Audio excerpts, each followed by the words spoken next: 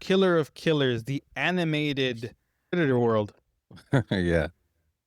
Right. This is directed by Dan Trachtenberg, the guy who gave us Prey. But this is animated. This is now telling three different stories about three different people in three different timelines dealing with their own predator, from a ninja predator, a berserker predator, and a fighter pilot predator.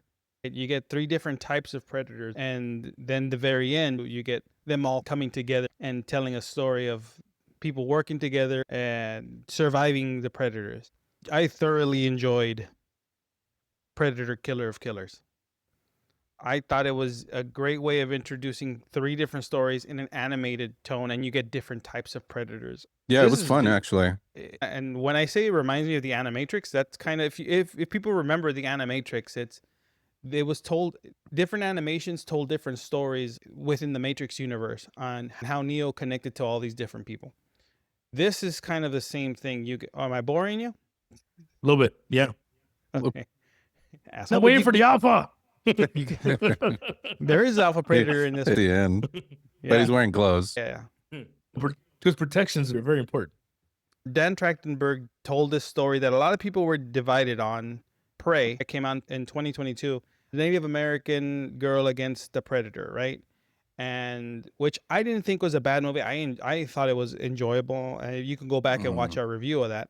But this is a different kind of movie. It's told through animation. You can do a lot more with animation than you can with live action.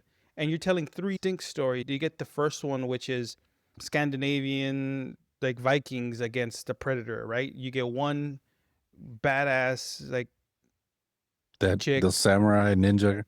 You get this badass samurais. You get ninjas against a silent, like camouflage predator, and you get this cool duel at like towards the end of that one with two brothers, right? Two brothers against a predator, and then you get the 1940s, 41. 1940s, the Latin air like fighter pilot or airplane mechanic against a predator spaceship, right?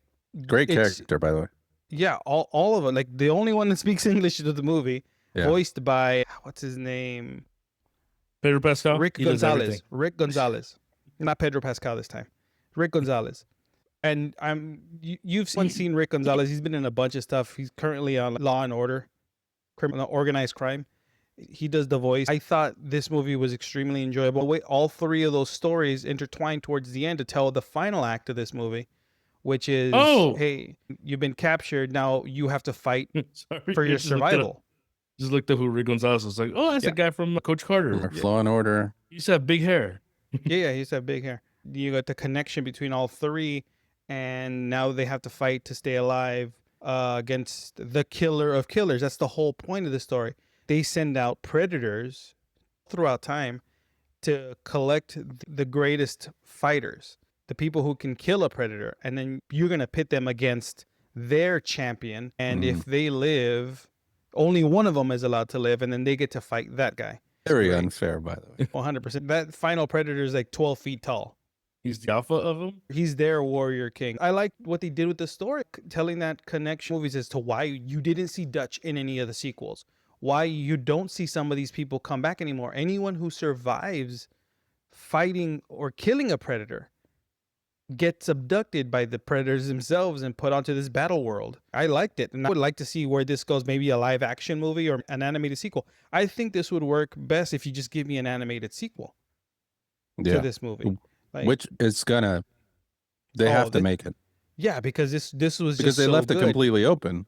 Yeah, 100%. They didn't. This movie did not end. And does it connect to Predator Badlands, to the next live action Predator? I don't know. I mean, this was a lot of fun. I was surprised on the way the story was told, with three different stories, yet connecting at the end. And yes, they have the language barrier, but they're able to communicate with their action. I think the middle story, just like in the Animatrix, if you remember Flight of the Osiris, that was my favorite. My favorite in this one is the story of the sword. The two brothers that are pitted against each other, right? Yeah. In Japan, in the 1600s Japan, and they have a duel. One becomes like the lord of of a little town. The other one is not. You get introduced to them as kids. They fight against each other.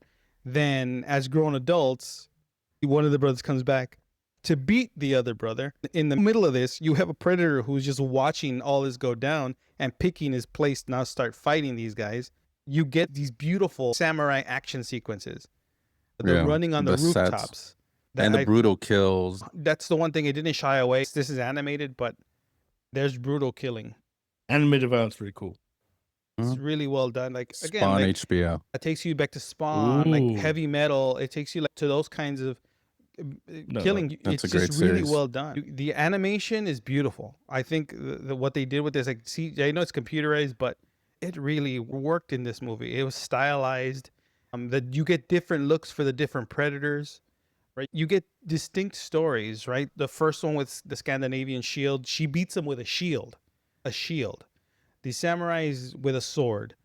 U.S. agent did it too. The fighter pilot, yeah, but he didn't beat a predator. The fighter pilot with a beat up plane, right? He was able to take down the predator ship. I thoroughly enjoyed this. I think I liked Prey, but I think this one was way better. Oh, yeah, better than Prey. 100%. The way the story this was more told, believable than Prey. That's why. How dare you? but then you and I loved the way the movie ends. The Scandinavian sacrifices herself because she is a Viking. If she dies in battle, she goes to Valhalla. We know that from Thor. That's where I get my education. That's where I get my history lessons. We learn, bitches. We learn. But she sacrifices herself to save the other two, but they don't kill her. They're like, "Oh, you lost. We're gonna put you back to sleep." And then in the transporting, you see the Native American girl from Prey. She's also in suspended animation. She's also asleep. That's that connection. And to me, it's like, oh, yeah, look, Dutch is somewhere in there. Oh, you have these other characters minus Danny Glover because even they knew he was too old for this shit.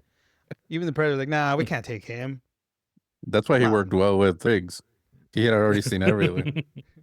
Oh, and I liked the fact that they brought that gun back. The gun that they give Danny Glover at the end of Predator 2, which is also prevalent in the movie Prey, is also in this movie. That gun is traveling through different movies. It's like the sisterhood of traveling pants, put in a gun. Right? I like that it's just being passed down and it somehow has to make its way in all these other movies. I think the voice acting was great. Obviously, there's only one in English. The other one is in Scandinavian. The other one's in Japanese. They didn't make it like, oh, it's Japanese, but we're going to make them speak English. It's subtitles. It's all Japanese. Scandinavian. English is English. They make you read. I think it's time for people to learn how to read. I really did enjoy it. I like how the Scandinavian refers to the predator as Grendel, like the Beowulf monster, because that's how she sees him. And then at the very end, she's referring to as the Grendel King. I like that. Like that's the way that she saw it. Only thing missing the Grendel fly.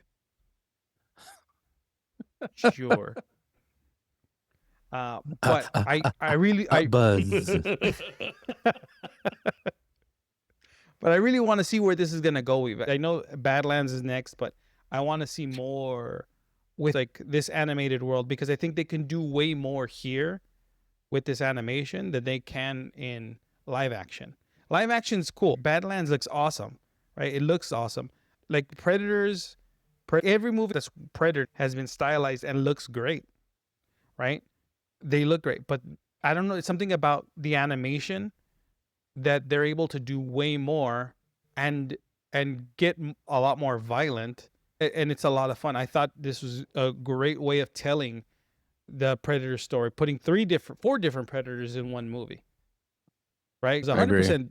In my opinion, this was better than what is it, The Predator, the Shane Black one.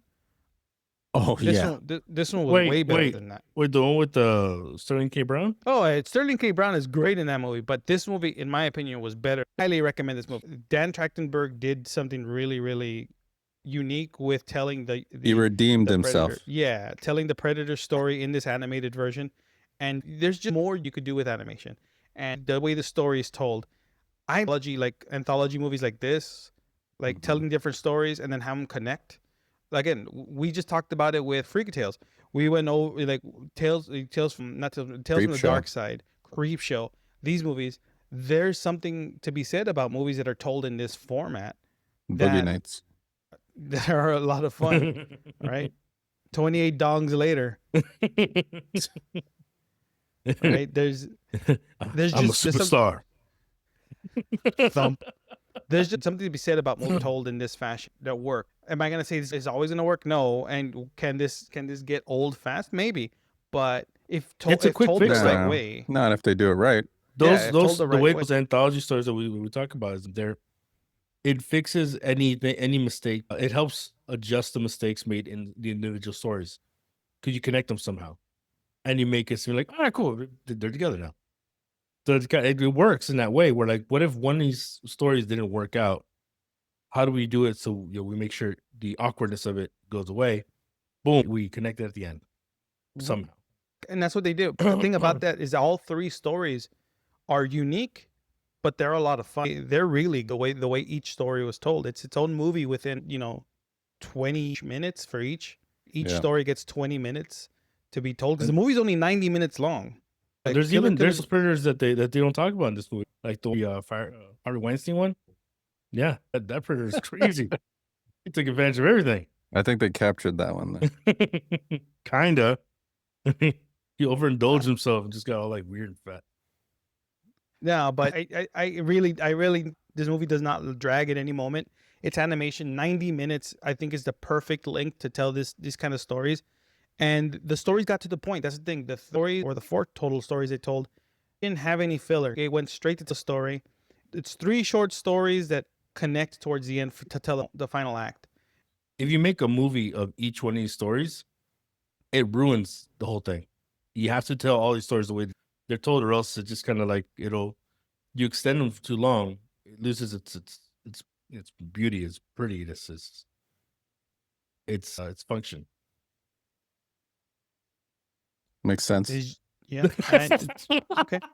That pause don't say shit. That pause is like, this motherfucker's crazy. He's just making shit up. Yeah, moments of clarity where you can tell. Right. That's what happens when you come out of jail. Lucid thoughts every once in a while. You come out of jail and you think you're smart Uh-huh. because I've I been was the reading the library. book. But if you guys saw Predator, Killer of Killers, know what you guys thought in the comments below. Don't forget to like and subscribe. On that note, this has been Vinny. This is Ozzy. And We'll see you guys next time. Done.